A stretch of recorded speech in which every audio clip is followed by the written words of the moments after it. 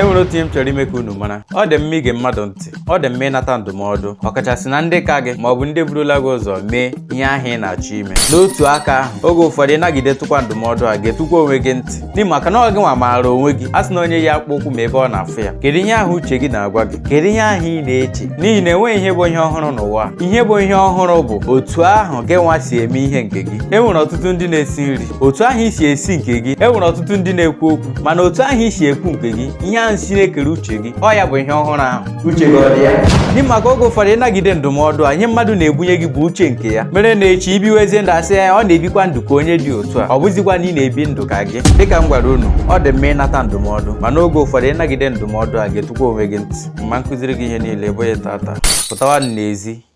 n'ụmụ amadi na-echu Ụda nsọ